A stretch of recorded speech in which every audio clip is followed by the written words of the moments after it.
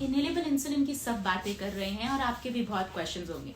इससे पहले कि आप सोचें कि मैं इस पर स्विच करता हूँ, इसको ट्राई करता हूँ या फिर उसके बारे में एक्साइटेड भी हूँ, एक बार समझ लेते हैं कि अफ्रेजा जो इनहेलेबल इंसुलिन है वो क्या है, किसके लिए है, किसको यूज करना चाहिए, किसको उसके बारे में सोचना तक नहीं चाहिए, उसके क्या सेफ्टी चेक्स हैं और उसकी महीने का खर्चा क्या पड़ेगा।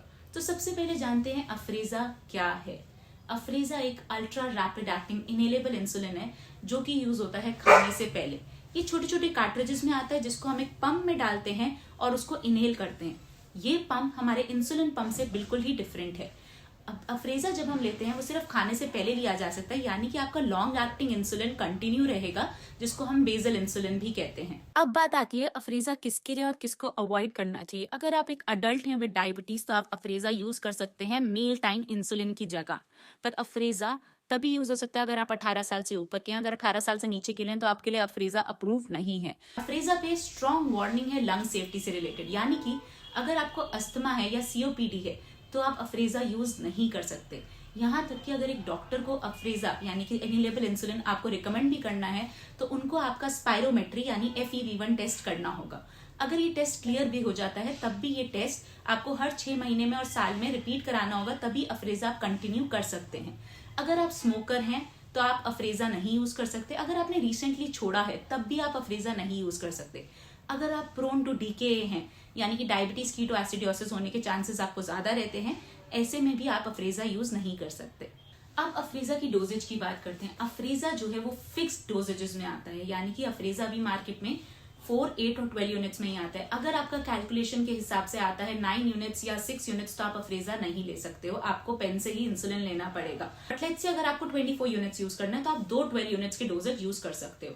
Also as per the clinical trials you will need Afrezza 1.5 times more than what insulin you required on pens. तो यानी कि अगर आपका बाय कैलकुलेशन डोजेज आता है 4 यूनिट्स तो अफ्रेजा पे आपको लेना पड़ेगा 6 यूनिट्स।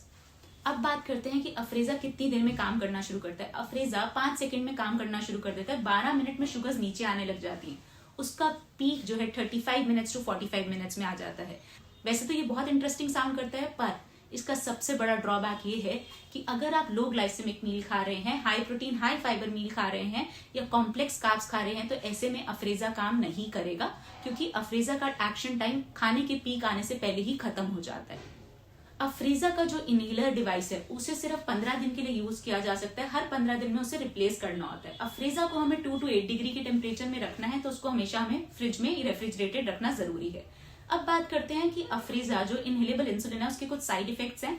तो सबसे कॉमन साइड इफेक्ट है कफ या थ्रोट पेन या इरिटेशन इन द थ्रोट। अगर ऐसा कोई भी आपको सिम्टम आता है या वर्स होने लगता है तो अपने डॉक्टर को उसी टाइम आप रिपोर्ट करें या फिर अफ्रेजा को डिसकंटिन्यू कर दें।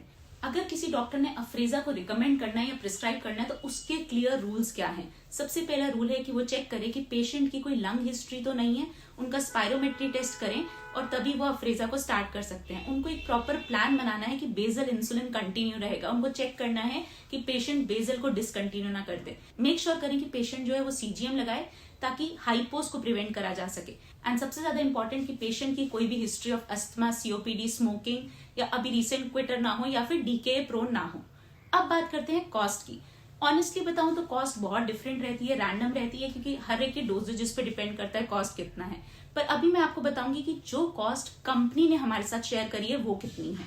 अभी रफ एस्टिमेट लें तो जो 12 यूनिट की 30 कार्ट्रिजेस हैं वो 5400 के आसपास की हैं। 8 यूनिट की 30 कार्ट्रिजेस 4500 के आसपास की हैं और 4 यूनिट की 30 कार्ट्रिजेस 4000 के आसपास की हैं।